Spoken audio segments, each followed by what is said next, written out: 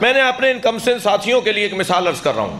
آپ کوئی جلسہ کرتے ہیں، کوئی میلاد کرتے ہیں، کوئی مجلس بڑی کہ صبح سے دوپہر تک چلے، 4-6 خطیب، بڑا انتظام، بڑا اہتمام میلاد کا، مجلس کا، تو آپ اس کا اشتہار دیتے ہیں، آپ اس کو مشتہر کرتے ہیں.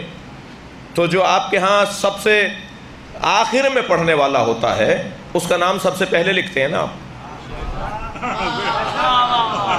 ایسا ہی ہے یا نہیں؟ وہی جو آپ کے مہمانوں میں سب سے زیادہ معتبر ہوتا ہے اس کا نام آپ پہلے لکھتے ہیں. اب اگر اس ترتیب کے مطابق سامعین آ جائیں اور پھر الجھنے لگیں بانی سے، آپ نے پہلے ان کا نام لکھا تھا تو انہیں پڑھوایا کیوں نہیں؟ آپ نے سب سے اونچا نام تو فلاں کا لکھا تھا اور ہم انتظار کر رہے ہیں 2 گھنٹے سے 6 گھنٹے سے، آپ انہیں پڑھوا نہیں رہے. تو وہ کہیں گے نا لوگ کہ بھائی آپ کو سمجھ نہیں ہے کیا؟ جو معتبر ہوتا ہے، جو محترم ہوتا ہے، جو زیادہ اہم ہوتا ہے اس کا نام پہلے لکھا جاتا ہے، ترتیب میں آتا بعد میں. فرما رہے ہیں ایک مرحلہ اور لے لیں. ہمارے نبی سب سے پہلے بنے ہیں نا، سب سے آخر میں کیوں آئے؟ صلوات پڑھیں محمد و آل محمد.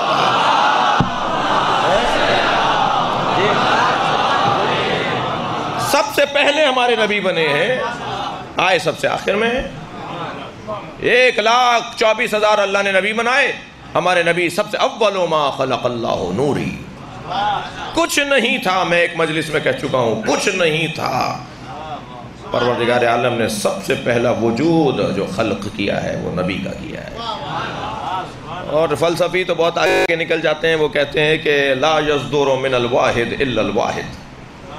فلسفی کہتے ہیں واحد سے واحد کے علاوہ تو صادر ہی نہیں ہوتا. اللہ نے تو بنایا ہی محمد کو ہے. صلوات پڑھیں محمد و آل محمد. میں اس خطرناک وادی میں نہیں جا رہا انوار صاحب، ایک صلوات پڑھیں ذرا محمد و آل محمد. مگر فلسفیوں کی اصطلاح ہے جی سب سے پہلے جس وجود کو بنایا سب سے آخر میں اللہ بھیج رہا ہے. اس کا مطلب یہ ہے کہ وہ معظم محترم ہے، وہ بعد میں بھیجا گیا. یہیں میں ایک جملہ اور کہہ دوں، اس سے ملتا جلتا مفہوم بیان ہو چکا ہے پہلے. یہیں ایک جملہ کہہ دوں، خبردار یہ کسوٹی، یہ قانون، یہ فارمولہ، یہ اصول ٹھیک نہیں ہے کہ جو چوتھے مرحلے پر آئے وہ چوتھا ہو.